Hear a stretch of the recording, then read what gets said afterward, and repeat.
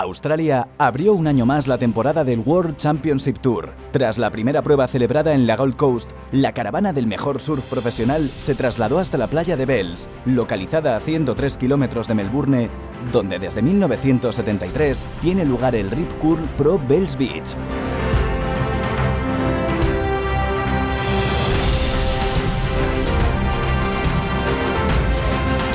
El brasileño Italo Ferreira llegaba a Bells como líder del circuito tras su triunfo en la primera prueba del Mundial y en su recuerdo la victoria en la temporada 2018 en una final histórica contra uno de los mejores surfers australianos de todos los tiempos, el 3 veces campeón del mundo, Mick Fanning.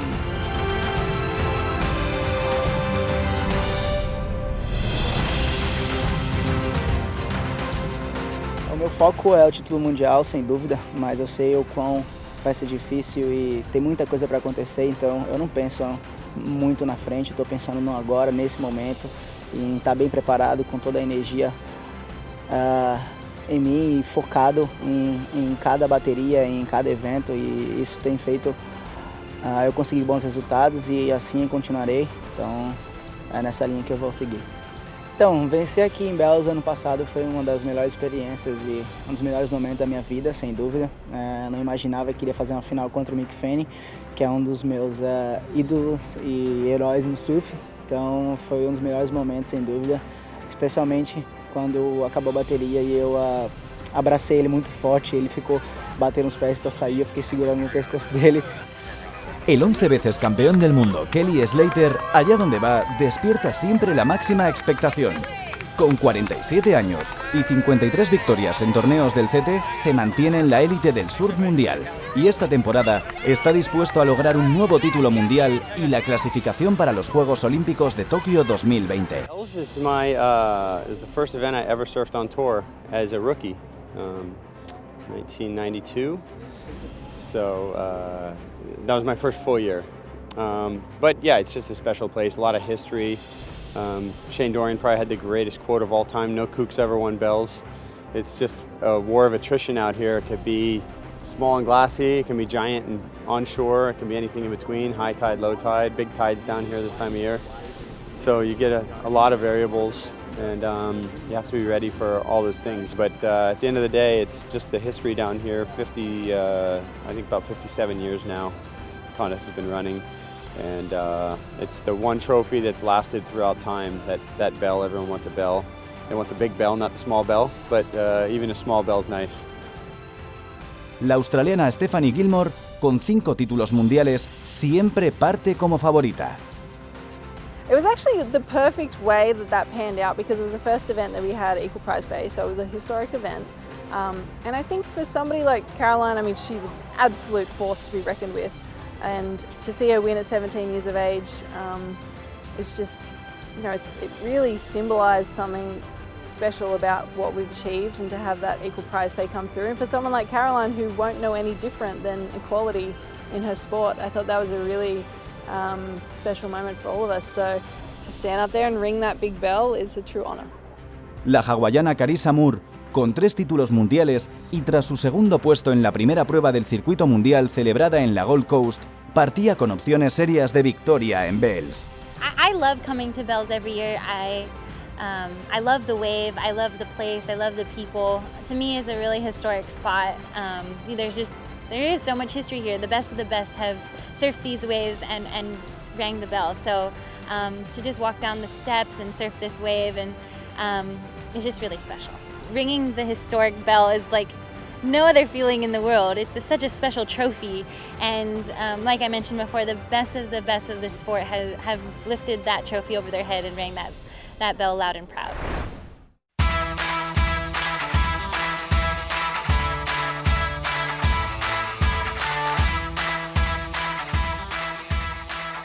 La segunda prueba del CT comenzó con la primera ronda, no eliminatoria. Los 3 surfistas que la integran compiten por ganarla y el paso directo a la tercera ronda. mientras el segundo y el tercero tienen una segunda oportunidad para seguir en competición, donde ya no hay opción al error. Foi legal, a bateria foi difícil, né? O mar tá devagar, mas feliz de ter passado. Agora espero ir bem no próximo round, pegar mais onda, surfar mais. A parte boa é que minha prancha tá boa, então isso me dá mais confiança e agora esperar o próximo round. Vamos com tudo e Deus no comando. A bateria foi muito boa, apesar das condições não estar das melhores, mas está bem divertida, na verdade. Mesmo com o vento maral, tem uma condição boa, o sol está subindo, então está vindo bastante onda. E estava na estratégia ali que a segunda onda da série era sempre a melhor. Então foi o que eu fiz, planejei pegar sempre a segunda ou a terceira onda, estava mais lisinha, com uma parede melhor.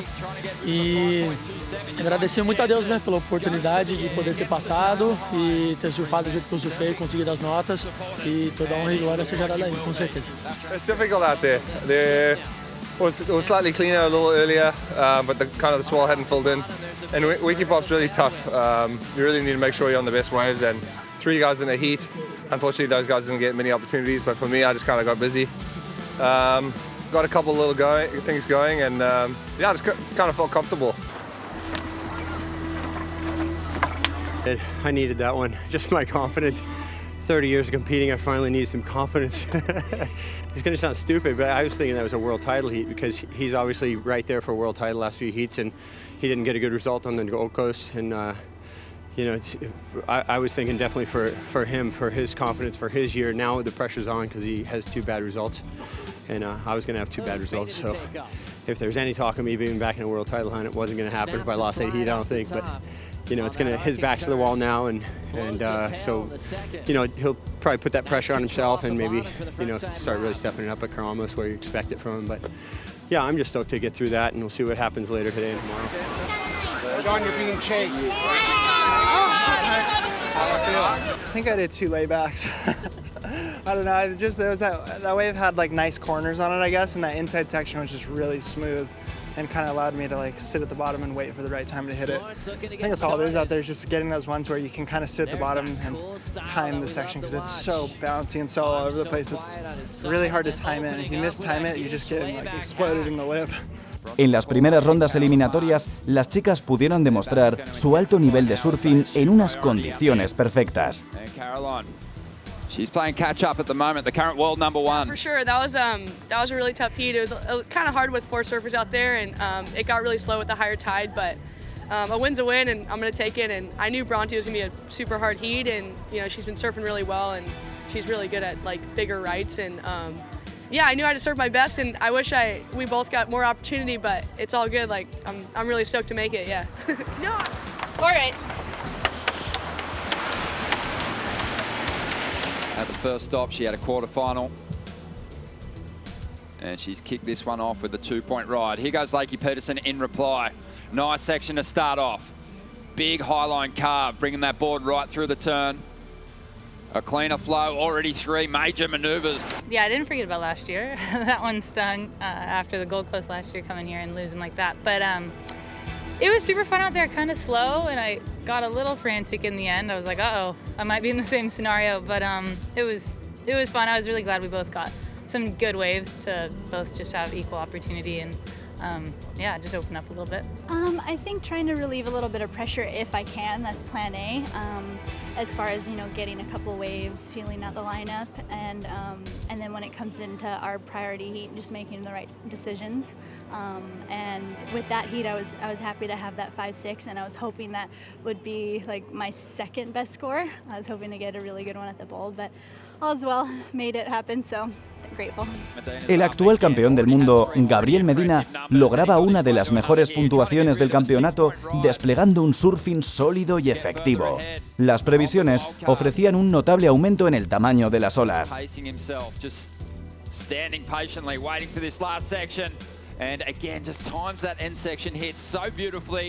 Bateria foi boa, consegui achar aquele 9.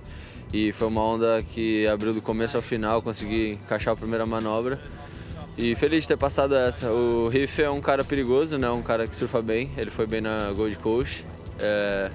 Então eu fui 100% concentrado e procurando as melhores ondas. Graças a Deus deu tudo certo e vamos pro próximo round.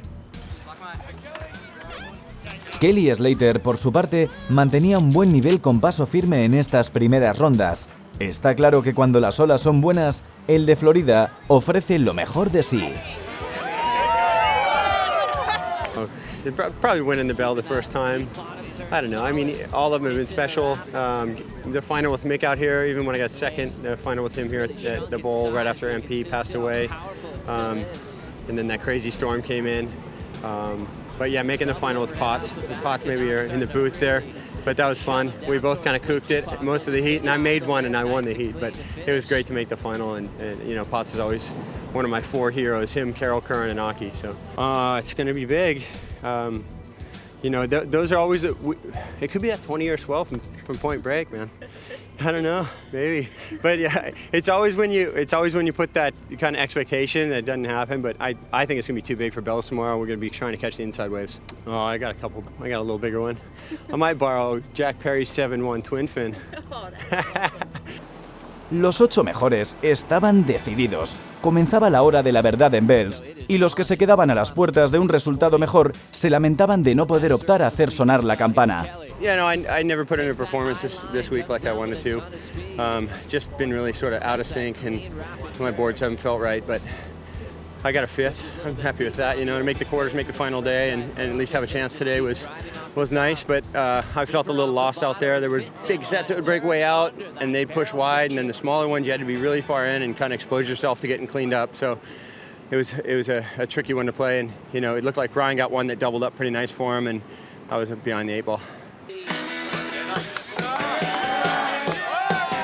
And on the outside, Medina's going to get a shot as well. Big section here. And he'll hang on to the finish. A bateria foi boa, sabia que ia ser uma boa bateria, né? Com o John sempre é legal de competir, porque toda a bateria que a gente tem é bem difícil, então feliz com a minha performance. Esses dias têm sido legais aqui, deu altas zonas do campeonato. E agora pensar em Bali, próximo evento, e espero que dê tudo certo lá. Y quería agradecer a todo el mundo por la torcida. El sudafricano Jordi Smith caía ante el hawaiano John Florence, lo que para muchos suponía una final anticipada. Yeah, I think that wave he got was a pretty big one. It was a bomb. It was probably one of the bigger waves we've had today, or at least that the guys have ridden today. I think he just really got lucky, you know. I think he got that first big open section from what I was out the back. That's what it kind of looked like to me. And then I think he might have got a good finish. Por su parte, el joven australiano Ryan Callaghan, gran sorpresa en Bells, quedaba eliminado por el brasileño Felipe Toledo. Goes looking for something big on the outside here. Beautiful big carve.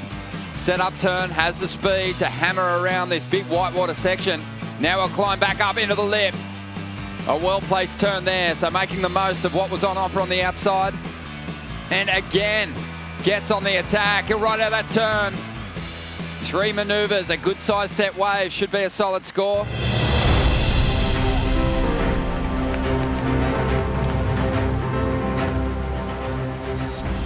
Y llegaron las finales. Malia Manuel desde Hawái se enfrentaba a la australiana Courtney Collins en la categoría femenina. La final no pudo ser más apretada, separándolas tan solo 99 centésimas. El 10 de la australiana marcó la diferencia, logrando de esta manera su tercera victoria en Bells. The Sea Tiger lines up again, that forehand so reliable on bigger waves. Looks like she's going to drive and nails him right before the end section. Wow! Well executed performance from a two-time Belgian.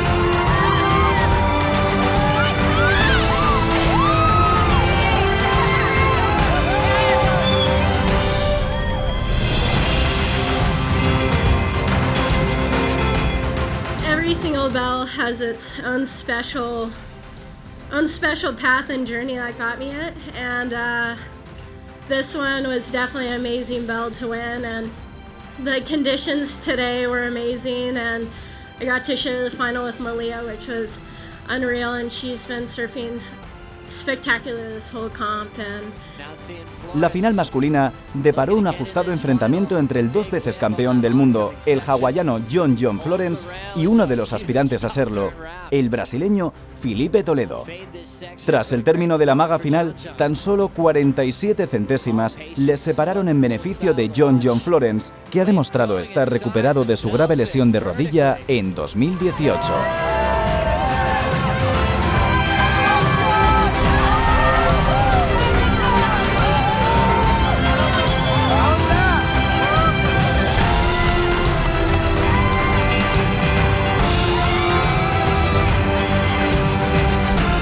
Definitely surreal, and I'm super stoked to be up here, especially up in an event like that, you know, going from smaller waves at Winky and then how big it was yesterday and then today. It's just so many different faces and so many different challenges, and then surfing against this guy is always definitely pretty scary. Concluido el Rip Curl Bells Beach, el circuito profesional de surf se traslada a Indonesia, donde John Florence y Caroline Marks partirán como líderes del Mundial 2019. Lo veremos en Conexión Surfing.